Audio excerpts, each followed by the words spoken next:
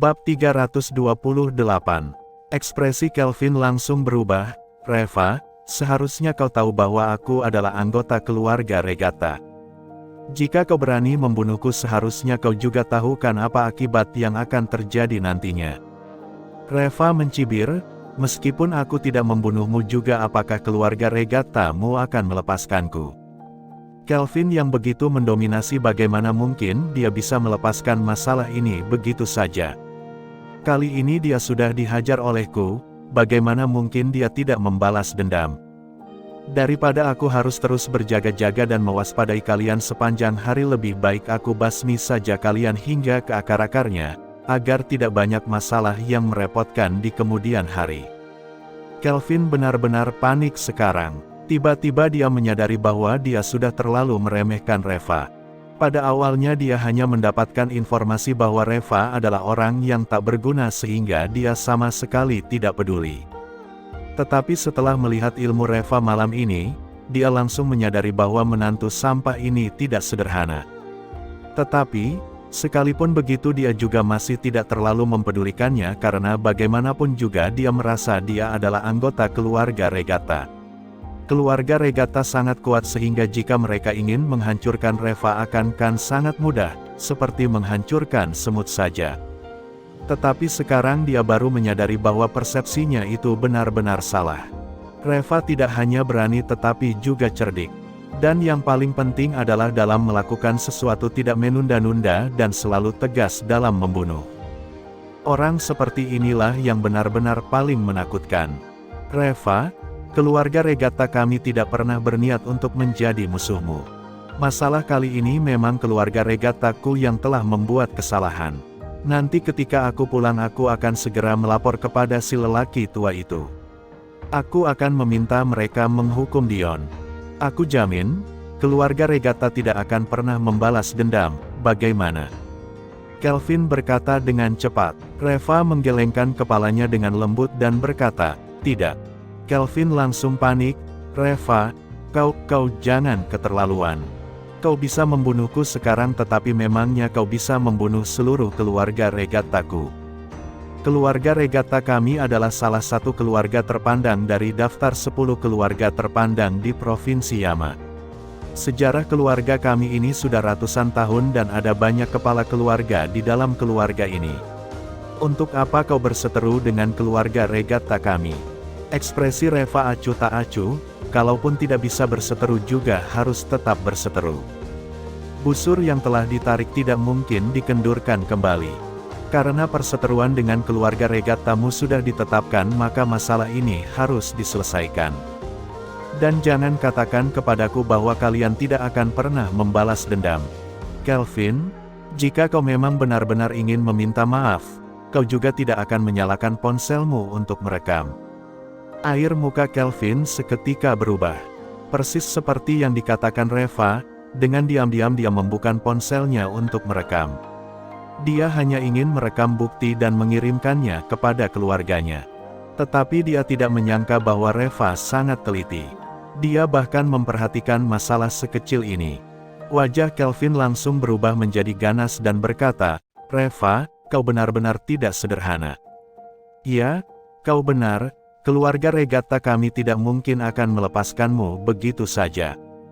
Semua orang yang menyinggung keluarga Regattaku harus mati. Kau pikir dengan kau menyergapku di sini, keluarga Regattaku tidak akan mengetahuinya? Kau terlalu naif. Sambil mengatakan itu, Kelvin memamerkan ponsel di tangannya dan berkata dengan dingin, barusan aku telah mengirim rekaman itu kepada kakakku. Keluarga Regattaku pasti akan datang ke kota Carson dengan cepat. Dan pada saat itu, meskipun Austin yang maju untuk berbicara pun dia tak akan bisa melindungimu. Reva, aku tidak hanya ingin kau mati tetapi juga semua orang yang ada hubungannya denganmu harus mati. Reva malah tersenyum dan berkata, Kelvin, mengapa kau tidak memeriksa ponselmu dulu? Coba kau lihat apakah pesan ataupun videomu itu sudah berhasil terkirim. Kelvin langsung tertegun sejenak, lalu dengan cepat dia melirik ponselnya. Di ponselnya terlihat bahwa jaringan sinyal kosong. Kenapa ponselnya tidak ada sinyal? Apa yang terjadi? Dengan terkejut Kelvin bertanya. Dia guncangkan ponselnya dan mengarahkannya ke sana kemari tetapi tetap saja tidak ada sinyal. Lalu dengan lembut Reva berkata, karena aku ingin menyergapmu di sini maka tentu saja aku harus benar-benar siap. Aku sudah memasang pengacau sinyal di mana-mana. Ketika tiba di sini, ponselmu itu tidak akan menerima sinyal apapun. Kau ingin mengirim pesan kepada keluarga regatamu. Hehehe, kau tidak punya kesempatan itu. Ekspresi Kelvin seketika berubah dengan cepat. Pada saat ini dia baru menyadari bahwa dia sudah benar-benar terlalu meremehkan Reva. Pria ini sangat cerdas sekaligus menakutkan. Jika dia dibiarkan tumbuh di kota Carson ini, dikhawatirkan akan muncul Austin kedua. Bab 329. Kelvin tidak berani gegabah. Dia pura berbicara dengan Reva dan saat Reva tidak memperhatikannya, tiba-tiba dia berbalik dan melarikan diri. Tetapi sebenarnya Reva telah waspada terhadapnya sejak tadi. Begitu dia berbalik Reva langsung menyusulnya dan keduanya langsung bertarung. Setengah jam kemudian, Kelvin dikalahkan dan dibunuh oleh Reva. Mobil Kelvin dan mobil Reva semuanya dibakar oleh Reva. Reva tidak meninggalkan bukti apapun. Setelah itu Reva mengambil jalan memutar dan diam-diam kembali ke kota Carson. Tidak ada seorang pun yang mengetahui kasus ini. Kakak Kelvin yang sedang berbicara di telepon dengan Kelvin pada saat itu merasa situasinya tidak benar jadi dia segera meminta Dion memanggil seseorang untuk menyelidiki masalah ini. Tetapi saat mereka menemukannya, semuanya telah terbakar menjadi abu. Keluarga Regatta sama sekali tidak tahu siapa yang melakukan ini semua tetapi mereka semua juga tidak mencurigai Reva. Apalagi, Reva memang terkenal sebagai menantu sampah yang tak berguna. Siapa yang bisa menduga bahwa menantu sampah yang telah dimaki selama 3 tahun itu bisa melakukan hal seperti itu? Yang dicurigai oleh keluarga Regatta malah keluarga Yu. Apalagi keluarga Yu punya dendam darah terhadap mereka jadi keluarga Yu pasti tidak akan duduk diam. Oleh karena itu, keesokan harinya keluarga Regatta mengirim sejumlah orang ke kota Carson dan langsung pergi mencari keluarga Yu untuk meminta penjelasan. Tetapi pada akhirnya keluarga Regatta juga tidak bisa berbuat apa-apa terhadap keluarga Yu karena mereka tidak punya bukti apapun. Lalu demi melampiaskan kemarahan mereka kemudian keluarga Regatta sengaja melukai selusin lebih orang-orang di keluarga Yu dan menghina keluarga Yu lagi. Semua orang di keluarga Yu merasa sangat kesal tetapi tak ada apapun yang bisa mereka lakukan. Karena kekuasaan mereka tidak sebanding dengan keluarga Regatta jadi mau tak mau mereka hanya bisa bersabar. Dan yang benar-benar membuat keluarga Yu tidak tahan adalah reaksi dari ke-10 keluarga terpandang di kota Carson. Pada awalnya ke-10 keluarga terpandang di kota Carson ini sangat kompak. Tetapi karena terjadi masalah keluarga Regatta itu lalu ke-9 keluarga lainnya langsung menjaga jarak dengan keluarga Yu. Dan kali ini ketika keluarga Regatta datang untuk mencari masalah sebenarnya tidak jadi masalah jika ke-9 keluarga lainnya tidak mau membantu. Tetapi sebaliknya, dengan diam-diam mereka malah mengambil kesempatan dalam kesempitan untuk menelan seluruh investasi dan bisnis keluarga Yu. Semua bisnis ini merupakan investasi bersama antara keluarga Yu dengan ke-9 keluarga lainnya. Sebelumnya ke-10 keluarga terpandang ini hidup dengan tenang dan damai. Semua orang menghasilkan uang bersama-sama. Sekarang ketika keluarga Yu mengalami kesulitan, tentu saja mereka berebut untuk menelan aset keluarga Yu. Tidak hanya itu, mereka yang dulunya selalu menjilat keluarga Yu sepanjang hari, sekarang menjadi sombong dan arogan saat mereka melihat keluarga Yu. Beberapa dari mereka yang memiliki rasa benci kepada keluarga Yu bahkan mengambil kesempatan ini untuk mencari masalah dengan keluarga Yu sehingga keluarga Yu yang sekarang menjadi hancur dan kacau balau. Hanya dalam hitungan hari saja, keluarga Yu yang pernah begitu cemerlang di kota Carson, telah jatuh sampai ke titik ini. Sama seperti pepatah lama Tiongkok, begitu seseorang kehilangan kekuasaannya maka orang lain akan mengambil kesempatan untuk menyerang dan menjatuhkannya sepenuhnya. Dan untuk sementara ini hampir seluruh keluarga Yu tidak ada yang berani keluar rumah, mereka hanya meringkuk di dalam rumah saja. Para anggota keluarga Yu berkumpul dan duduk di depan Martin dengan wajah sedih. "Papa, apa yang harus kita lakukan sekarang? Keluarga Regatta sudah menyatakan dengan jelas bahwa mereka ingin menjatuhkan keluarga kita. Apakah kita hanya akan duduk berpangku tangan saja? Pak, katakanlah sesuatu. Bagaimana kalau kita pergi mencari keluarga Regatta dan meminta mereka untuk memberikan solusi kepada kita? Meskipun nantinya kita dijadikan anjing penjaga keluarga Regatta juga jauh lebih baik daripada melihat keluarga kita hancur." Semua orang saling berbicara. Mereka semua berharap Martin mau pergi mencari keluarga Regatta untuk memohon pengampunan. Martin memejamkan matanya. Di tangan kanannya dia memegang seutas manik Rosario, seolah-olah dia tidak mendengar ucapan apapun dari mereka. Melihat Martin yang tidak mau berbicara, orang-orang ini menjadi semakin lancang. Dan pada akhirnya, salah satu dari mereka berdiri dan berkata dengan kencang, "Pak, aku rasa masalah antara keluarga kita dengan keluarga Regatta kali ini sepenuhnya disebabkan kau karena telah mengambil keputusan yang salah. Kau sudah tua sehingga pemikiranmu sudah tumpul. Tidak lagi cocok untuk bertanggung jawab atas keluarga ini. Lebih baik kau keluarkan semua saham di tanganmu dan diserahkan kepada kakak untuk dikelola. Nantinya dia akan pergi mencari keluarga Regatta untuk berdiskusi dengan mereka. Siapa tahu saja keluarga Yu kita masih memiliki kesempatan." Akhirnya Martin membuka matanya. Dia melihat ke orang-orang yang ada di sekitarnya dan diam-diam dia mengingat ekspresi mereka semua di dalam hatinya. Dia tahu bahwa mereka semua yang menginginkan dia turun tahta sudah tidak sehati lagi dengannya sehingga tidak boleh dibiarkan lagi. Bab 330. Pada saat ini Martin terlihat lelah. Lalu dia mengibaskan tangannya dan menghela nafas. Sudahlah. Keluarga Yu sudah jatuh sampai seperti sekarang. Aku adalah orang yang paling berdosa dalam keluarga Yu ini. Apapun yang ingin kalian lakukan, putuskanlah sendiri. Aku sudah tua, sudah waktunya istirahat." Lalu Martin bangkit dan pergi dengan perlahan.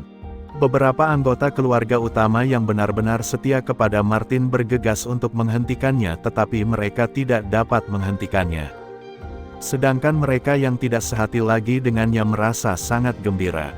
Akhirnya Martin turun tahta dan sekarang mereka bisa mengendalikan kekuatan keluarga Yu.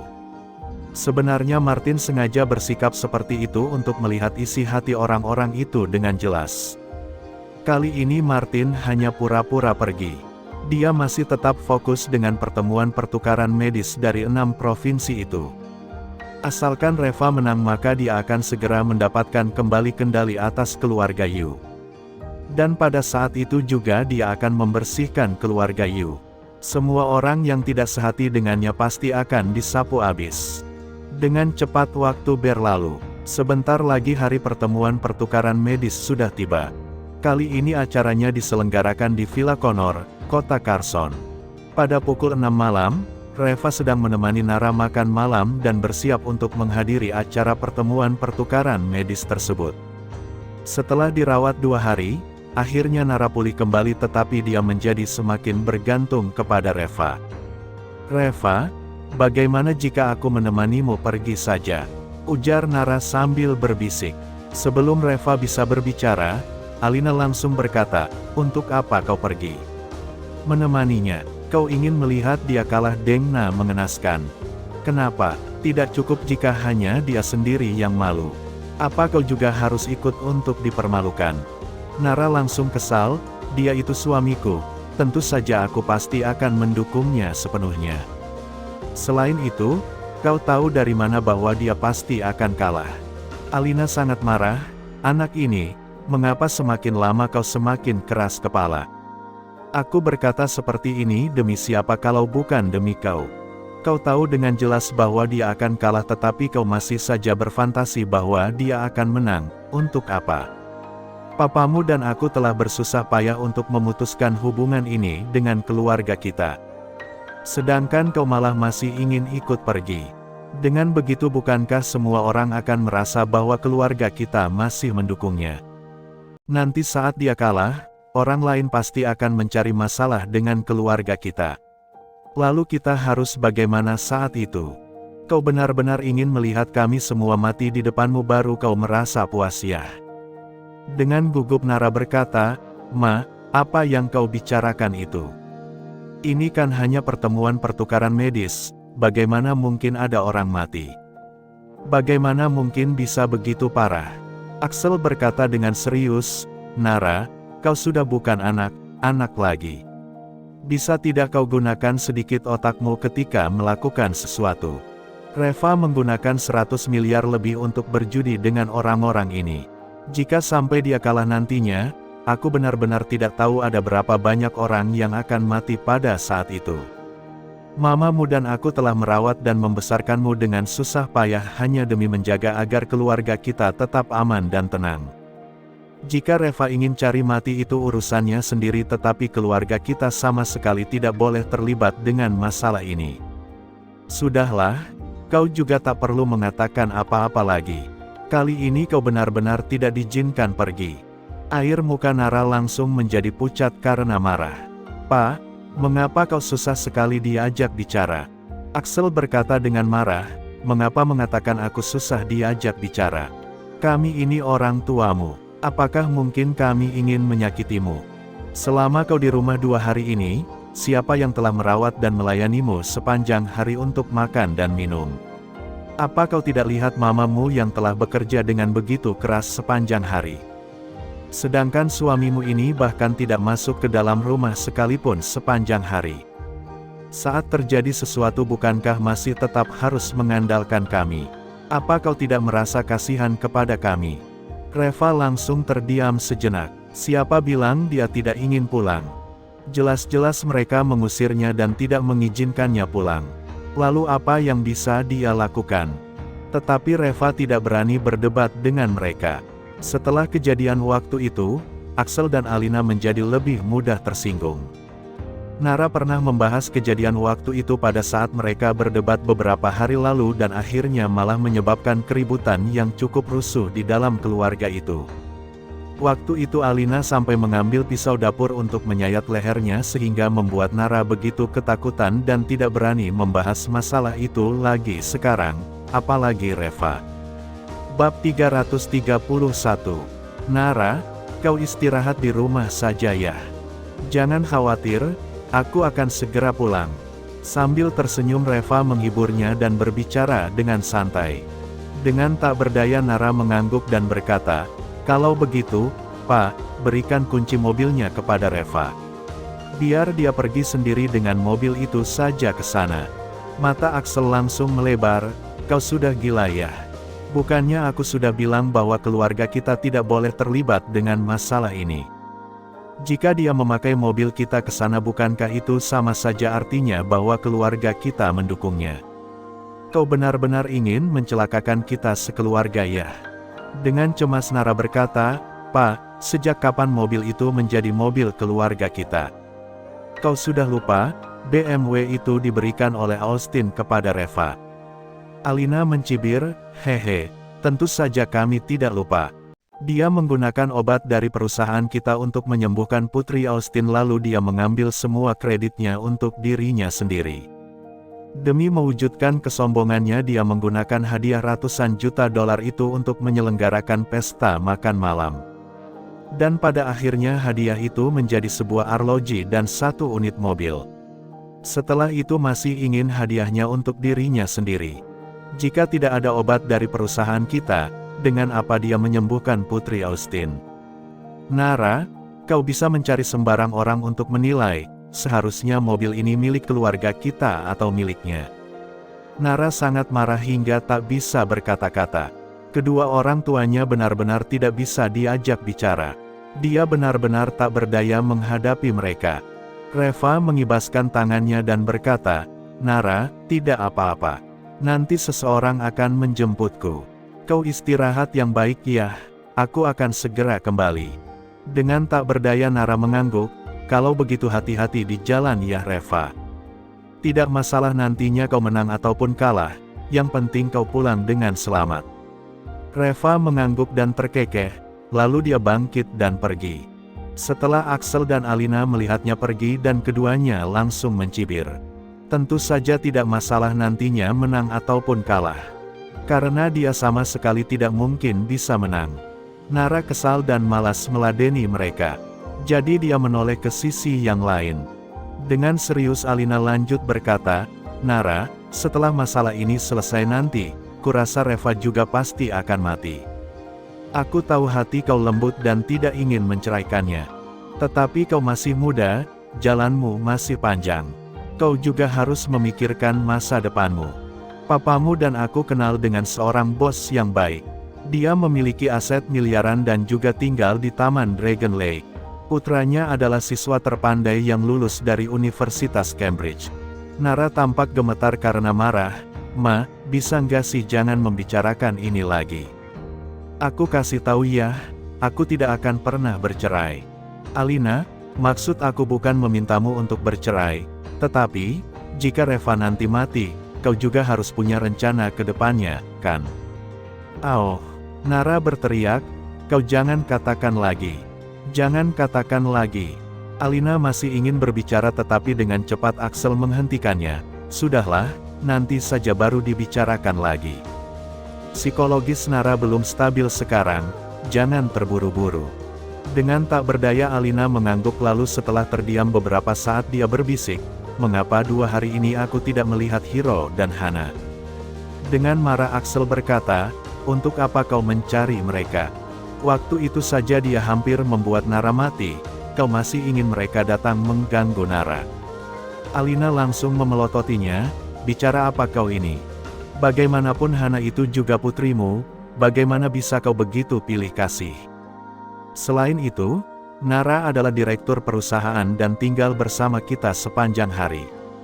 Sedangkan Hana, dia sudah menikah dan tidak punya apa-apa. Bukankah seharusnya kau lebih mempedulikan Hana?"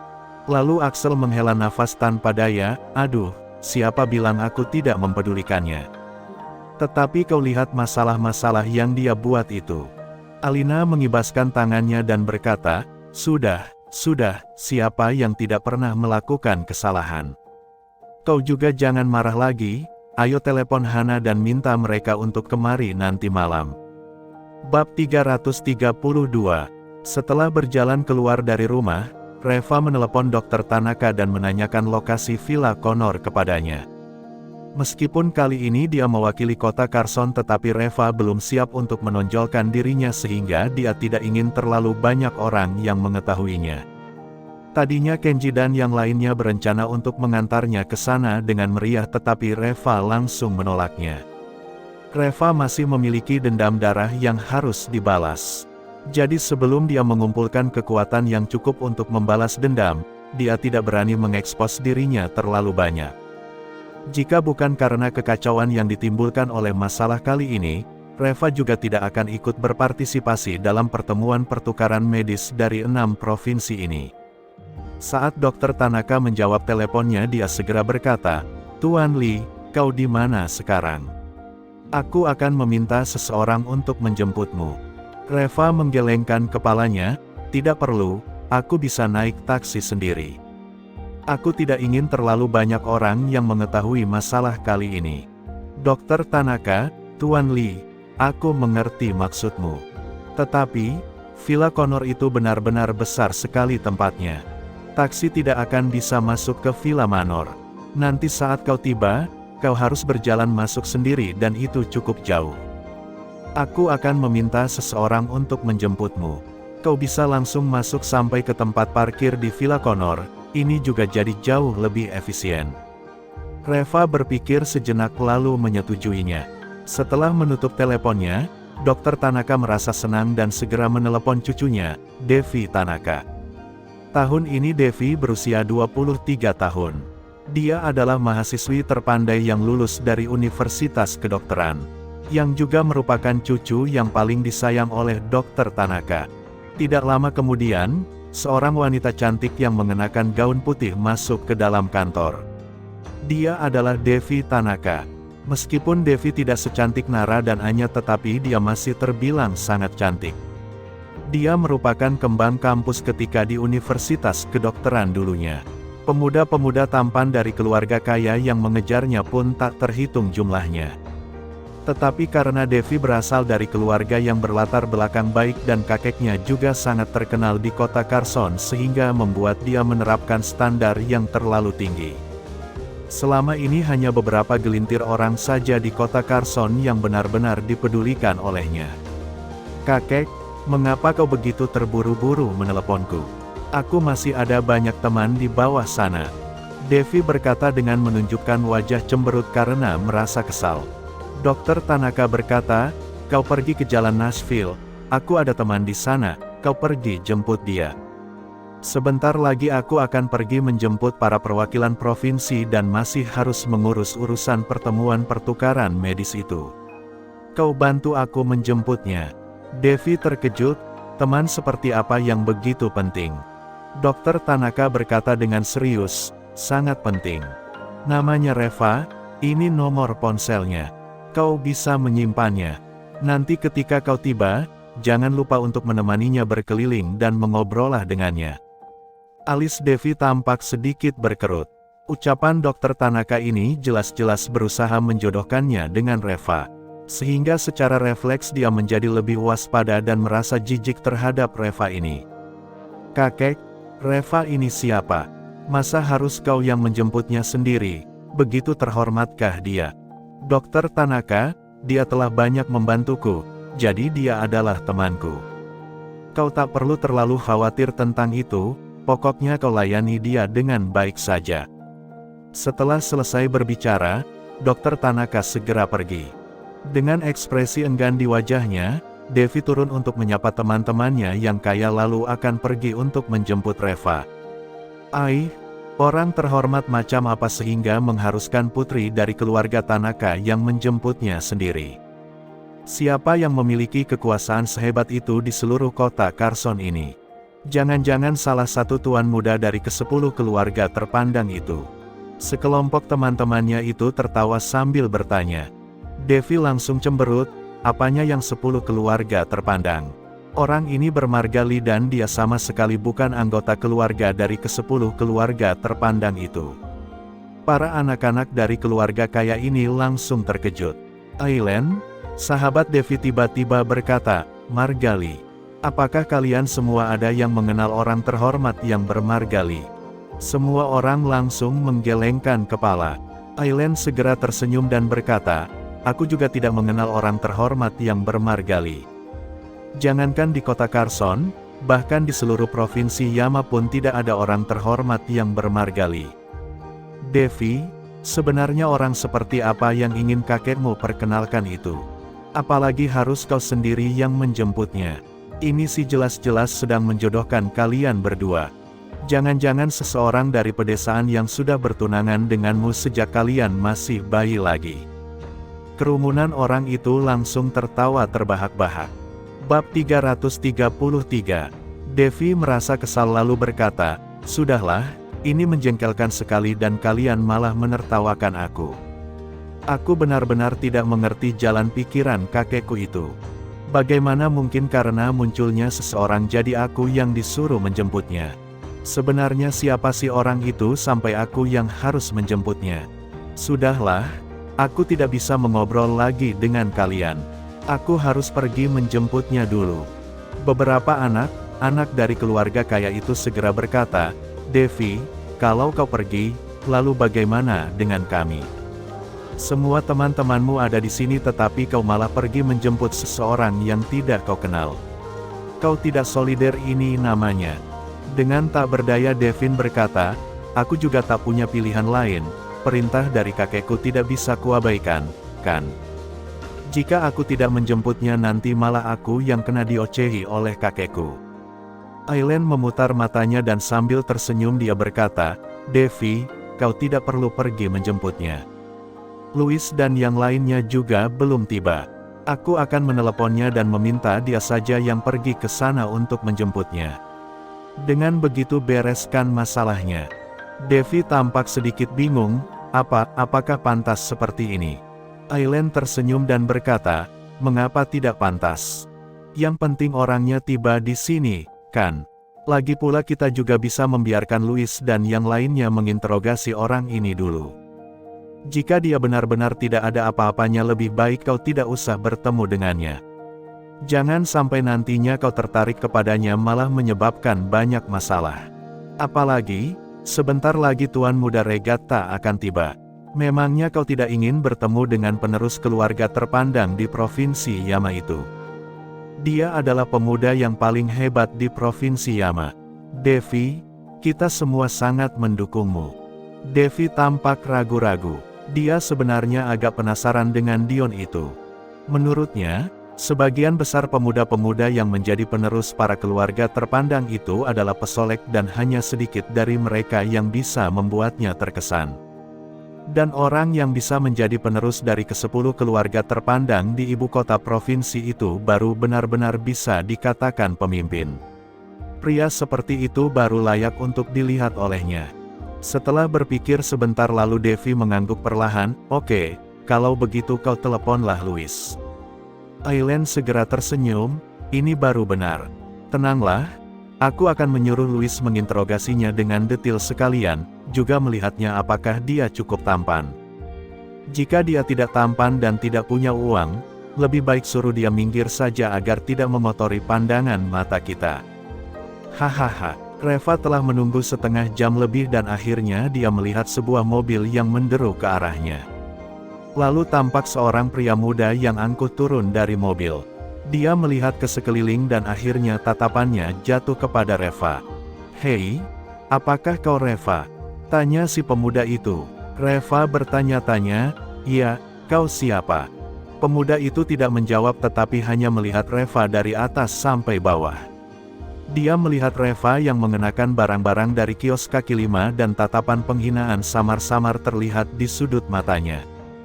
"Namaku Louis. Nona Devi meminta aku untuk datang menjemputmu."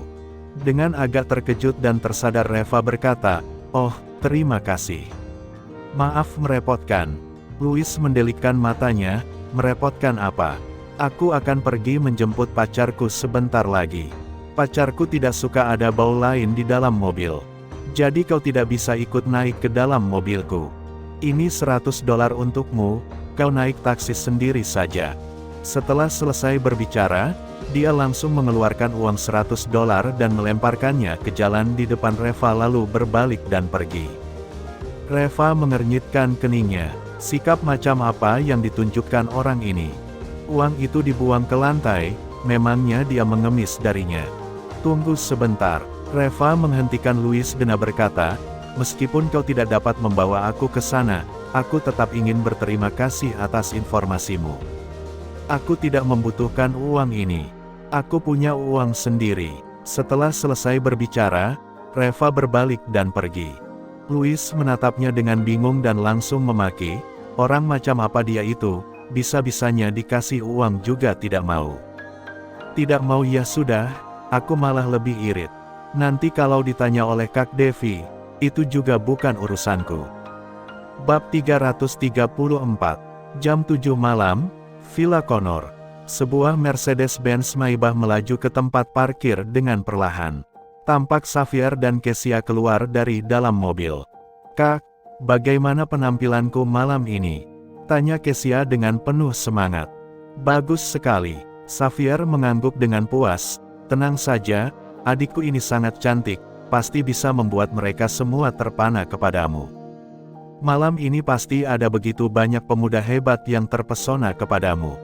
Jika ada salah satu anak dari para keluarga bangsawan itu jatuh cinta kepadamu maka kau pasti akan memiliki kesempatan menginjak Nara, si jalang itu." Wajah Kesia langsung berseri-seri. "Kak, tenang saja. Aku sudah mencari info, Tuan Muda Regatta akan datang sendiri malam ini. Waktu terakhir kali di perusahaan farmasi Su, pertemuannya terlalu cepat. Jadi aku tidak sempat mengatakan apapun kepada Tuan Muda Regatta. Lagi pula, hari itu aku juga tidak berdandan dengan cantik. Tuan Muda Regatta pasti tidak memperhatikan aku. Malam ini, aku pasti akan menaklukkannya." Xavier tersenyum, "Ternyata kau sudah ada persiapan. Baiklah, kau tidak mengecewakan usaha kakek. Kakek telah berusaha sekuat tenaga agar kita bisa datang ke sini untuk menonton pertunjukan bagus. Kedatangan kita kali ini tidak boleh membuat malu keluarga Su. Kesia mengangguk dengan penuh semangat. Ngomong-ngomong, aku dengar pertemuan pertukaran medis tahun ini diselenggarakan oleh Dr. Tanaka. Kesia bertanya dengan penasaran. Xavier, kota Carson adalah tuan rumah pertemuan pertukaran medis tahun ini. Di dalamnya pasti ada dokter setempat yang terkenal di kota Carson. Seharusnya dokter jenius pertama dan ternama di kota Carson adalah kepala keluarga Das. Tetapi, karena sesuatu hal tiba-tiba orang-orang dari keluarga Das menghilang sehingga kompleks perumahan keluarga Das kosong semua. Jadi karena tidak ada pilihan lainnya akhirnya hanya bisa memilih dokter Akio atau dokter Tanaka. Tetapi belakangan ini Dr. Akio sangat sibuk akhirnya Dr. Tanaka lah yang dipilih untuk menjadi tuan rumahnya. Namun dengan kemampuan Tanaka pun sebenarnya dia tidak dapat dibandingkan dengan dokter lainnya yang datang ke sini. Oleh karena itu dalam pertemuan pertukaran medis kali ini, orang yang paling diandalkan sebenarnya adalah Dr. Hale yang belum pernah keluar dan mengekspos dirinya selama bertahun-tahun. Mata Kesia langsung berbinar-binar, Dr. Hale. Dia itu benar-benar orang yang hebat. Aku pernah dengar bahwa lelaki tua dari keluarga Regatta juga akrab sekali dengan Dr. Hale hingga seperti saudara. Dalam industri medis di kota Carson siapa yang berani menolak ucapan dari Dr. Hale? Xavier juga berkata dengan penuh pengharapan, ya, berapa banyak orang yang datang ke sini demi Dr. Hale malam ini. Tiba-tiba Kesia berkata, tetapi waktu itu aku sempat mendengar Tuan Muda Regatta juga menyebutkan tentang Dr. Vincent dari kota Amethyst.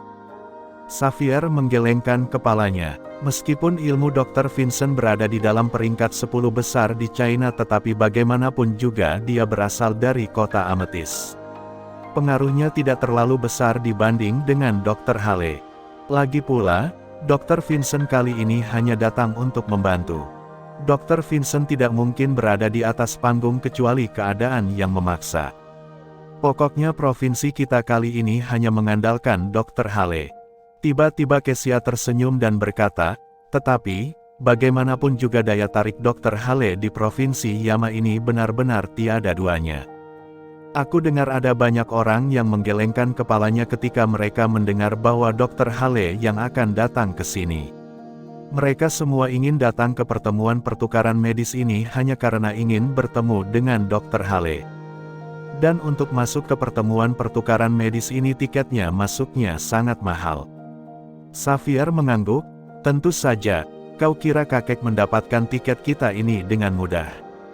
Kakek telah menggunakan banyak koneksinya akhirnya baru bisa membeli tiket ini dari teman lamanya. Jadi, jangan disia-siakan. Malam ini, targetmu adalah Tuan Muda Regatta, sedangkan targetku, hehehe. Kesia langsung cemberut, sudahlah, tidak perlu tertawa seperti itu, memangnya kau kira aku tidak mengetahui isi perutmu. Aku dengar cucu dari Dr. Tanaka, si Devi itu juga ada di sini. Apakah kau datang demi dia? Aku ingin lihat seberapa cantiknya kembang kampus legendaris ini. Bab 335. Keduanya saling berbicara sampai mereka melihat seseorang yang berjalan tidak jauh dari sana. Hei, itu Reva, kan? Mengapa dia baru datang? Kesia tampak terkejut. Xavier meliriknya dan tiba-tiba tertawa, si idiot itu, aku rasa dia datang dengan berjalan kaki. Villa Connor ini tidak memperbolehkan taksi masuk. Dia pasti datang dengan taksi dan taksi itu berhenti di luar. Jadi dia berjalan kaki masuk ke sini. Kesia langsung tertawa, hahaha, ini menarik. Dari luar sampai ke sini itu sekitar 6 atau 7 mil jauhnya. Dan dia berjalan kaki dari sana. Si bodoh ini, benar-benar hanya bisa membuat malu saja kerjaannya. Dan pada saat ini, Reva sudah hampir mendekat ke pintu masuk aula. Beberapa satpam di depan pintu itu semuanya menatap Reva dengan waspada. Ternyata, mereka juga tidak pernah melihat siapapun yang berjalan kaki masuk ke sini. Villa Connor di kota Carson ini adalah villa yang paling mewah. Orang-orang yang datang ke sini tidak hanya orang kaya tetapi juga bangsawan. Tempat parkirnya saja penuh dengan mobil mewah. Jadi mereka benar-benar belum pernah melihat ada orang yang datang dengan berjalan kaki. Apalagi pakaian yang dikenakan Reva itu seperti pakaian yang dikenakan oleh orang yang berjualan di kaki lima, bahkan lebih lusuh dari pakaian satpam mereka. Seorang satpam menghentikan Reva. "Hei, berhenti. Apa yang sedang kau lakukan?" "Reva, aku datang ke sini untuk berpartisipasi dalam pertemuan pertukaran medis." Beberapa satpam itu saling menatap lalu si ketua satpam itu mengernyitkan keningnya dan berkata, "Untuk ikut berpartisipasi dalam pertemuan pertukaran medis ini, Anda harus memiliki kartu undangan dari pertemuan pertukaran medis ini. Apakah Anda punya kartu undangannya?" Reva tampak bingung. Dia tidak memiliki kartu undangan. Karena para kontestan tidak membutuhkan kartu undangan. Tetapi para kontestan itu tidak seperti Reva yang datang sendiri.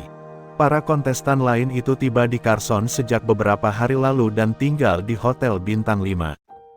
Di awal pertemuan pertukaran medis ini, sang penyelenggara akan menjemput para kontestan jadi mereka tidak perlu membawa kartu undangan. Dan baru pertama kalinya kontestan yang datang sendiri seperti Reva ini. "Maaf, aku tidak punya kartu undangan. Tetapi aku memang datang untuk berpartisipasi dalam pertemuan pertukaran medis ini," jawab Reva. Beberapa satpam itu langsung tertawa. "Kalau tidak ada kartu undangan lalu pertemuan pertukaran medis apa yang akan Anda hadiri? Anda kira pertemuan pertukaran medis ini seperti Anda pergi ke pasar atau ke supermarket? Bisa keluar masuk seenaknya saja. Apakah kau tahu betapa mewahnya pertemuan pertukaran medis ini? Pengusaha besar di kota Carson saja tidak bisa sembarangan masuk ke tempat acara ini dengan seenaknya. Sedangkan kau malah datang ke sini hanya dengan tangan kosong dan masih berani mengatakan akan berpartisipasi dalam pertemuan pertukaran medis ini. Atas dasar apa?" Reva mengernyitkan keningnya. Ucapan satpam ini apa tidak terlalu kasar?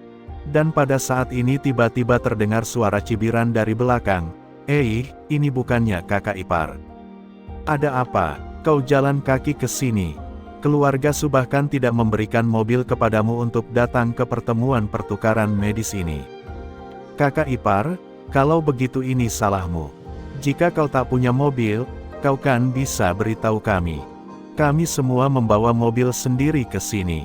Jika kau menjadi sopir kami bukankah kau bisa masuk ke sini dengan nyaman? Untuk apa kau berjalan kaki sejauh ini? Lihat saja dirimu sekarang yang keringatan dan warna pakaianmu pun hampir luntur. CKK, kasihan sekali." Reva menoleh. Dia melihat Xavier dan Kesia yang berdiri di belakangnya dengan wajah penuh kemenangan.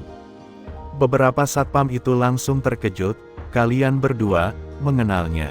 Apakah dia benar-benar datang untuk berpartisipasi dalam pertemuan pertukaran medis ini? Tetapi dia tidak punya kartu undangan." Xavier langsung berkata, "Kenal sih kenal tetapi kami tidak satu kelompok dengannya." "Nah, ini kartu undangan kami, lihatlah." Xavier menyerahkan 2 kartu undangan. Beberapa satpam itu melirik mereka lalu mengangguk dan berkata, "Tidak ada masalah dengan kartu undangan kalian berdua, silahkan masuk." Xavier dan Kesia lalu berjalan ke aula dengan bangga dan sambil tersenyum berkata, "Kakak ipar, kalau begitu kita masuk dulu ya. Jika kau benar-benar tidak bisa masuk lebih baik kau tunggu kami di luar sebentar. Nanti setelah pertemuan pertukaran medisnya selesai kau bisa menyetir mobil kami sehingga kami bisa sekalian mengantarmu pulang. Lagi pula, tidak mudah untuk mendapatkan taksi di luar sekarang." Bab 336. Xavier dan Kesia pergi dengan senyum lebar. Beberapa satpam itu menatap Reva dengan penuh kecurigaan. Setelah mendengar ucapan Xavier dan Kesia yang sinis itu mereka bahkan lebih merasa bahwa Reva mungkin akan mencoba menyelinap masuk kapan saja. "Hei, kalau tidak ada kartu undangan lebih baik kau pergi saja. Pertemuan pertukaran medis hari ini sangat penting. Orang-orang yang tidak ada hubungannya dengan acara ini tidak diizinkan untuk mendekat dengan seenaknya." Ketua satpam itu berkata dengan kencang. Reva mengernyitkan keningnya dan berkata, aku benar-benar datang untuk berpartisipasi dalam pertemuan pertukaran medis hari ini. Aku tidak pernah mendengar bahwa diperlukan kartu undangan untuk datang ke sini. Bagaimana jika aku menelepon dan bertanya? Ketua Satpam itu langsung tertawa, ini mau omong kosong saja. Kau benar-benar mengira bahwa di sini adalah pasar atau supermarket jadi sembarang orang bisa masuk. Sudahlah, aku tidak ingin banyak omong denganmu lagi. Kalau tidak ada kartu undangan lebih baik menyingkirlah. Jangan mengganggu pekerjaan kami di sini. Reva merasa sedikit kesal dan berkata dengan serius, bisa tidak kalian berbicara dengan lebih sopan? Aku kan sedang menelepon sekarang. Ketua Satpam itu langsung marah dan berkata, brengsek, kau suruh siapa bersikap sopan? Kau bahkan tidak melihat penampilanmu yang dekil itu. Sudah tidak punya kartu undangan pun masih berani-beraninya datang ke sini dan meminta orang berbicara dengan sopan. Dengan membiarkanmu berdiri di sini dan berbicara begitu lama saja sudah bisa dianggap cukup sopan terhadapmu. Jika tidak, aku sudah mengusirmu keluar dari tadi. Sial, masih bilang menelepon pula. Memangnya kenapa kalau kau menelepon? Kalau kau mau menelepon, lakukan di luar. Jangan menghalang di sini. Beberapa satpam itu mulai berteriak dan bersiap untuk menyeretnya. Dan pada saat ini Reva sudah terhubung dengan Dr. Tanaka dan menjelaskan situasi di sini. Saat mendengar ucapan Reva itu, Dr. Tanaka langsung terkejut dan dengan cepat berkata, Tuan Lee, aku benar-benar minta maaf. Ini adalah kesalahanku. Tunggu sebentar, aku akan menyuruh seseorang untuk segera menjemputmu. Reva menutup ponselnya dan berkata kepada beberapa satpam itu. Tunggu sebentar, seseorang akan menjemputku sebentar lagi. Beberapa satpam itu saling menatap dan ketua satpam itu mencibir, oke, beri dia waktu 5 menit. Jika setelah itu masih tidak ada yang menjemputnya, nanti langsung seret dia ke halaman belakang dan patahkan semua gigi yang ada di mulutnya itu. Bajingan, berani menipu aku berarti cari mati. Dan pada saat yang sama, di dalam sebuah kamar di lantai atas, Devi dan semua teman-temannya sedang berada di sana. Louis yang baru saja tiba itu sedang menceritakan tentang Reva dengan penuh emosi. Kalian tahu tidak, saat aku melihat pria itu tadi, aku benar-benar mengira dia adalah putra bodoh dari pengasuhku itu yang datang ke kota ini. Dia mengenakan kaos yang mungkin dibelinya dari kaki lima dan tidak tahu sudah berapa kali dicuci. Warnanya sudah memudar dan tampak lusuh. Tatapannya kosong, terlihat seperti orang idiot saja. Sekilas dia benar-benar terlihat seperti sampah tak berguna dari masyarakat kalangan bawah. Kak Devi meminta aku menjemputnya. Dan sejujurnya, mobil Panamera yang baru aku beli itu berharga $2 juta lebih. Bagaimana mungkin aku membiarkannya duduk di mobilku itu? Rugi dong aku. Jadi akhirnya aku melemparkan $100 kepadanya dan menyuruhnya naik taksi saja. Tetapi siapa sangka ternyata orang ini masih memiliki harga diri.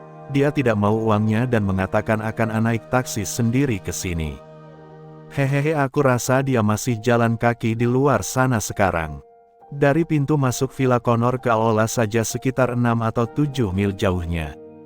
Jika dia berjalan masuk dari depan pintu itu mungkin saat sampai di sini dia sudah tepar. Sekelompok anak-anak dari keluarga kaya itu langsung tertawa terbahak-bahak. Aileen mengangguk dengan puas, Louis, cakep sekali penanganannya. Aku sudah bilang kan, biarkan Louis yang menanganinya, kau tenang saja. Kalau orang ini tampan, Louis pasti akan membawanya ke sini. Tetapi kau juga sudah mendengar bahwa orang-orang kasar dan miskin seperti mereka masih bersikap seolah-olah memiliki harga diri yang tinggi. Nantinya bagaimana orang seperti ini bisa mendapatkan tempat di masyarakat? Dia memang sudah ditakdirkan untuk menjadi masyarakat dengan status rendah dalam seumur hidupnya. Jadi, Devi, sebaiknya kau jangan berhubungan dekat dengannya. Jika kau sampai tertarik kepadanya, itu hanya akan membuatmu sakit kepala saja. Devi juga menghela nafas dengan emosi. Dia benar-benar tidak menyangka kakeknya akan mengatur hal seperti ini untuknya. Dan bersamaan dengan itu, Ponsel Devi tiba-tiba berdering. Ternyata itu adalah panggilan telepon dari kakeknya.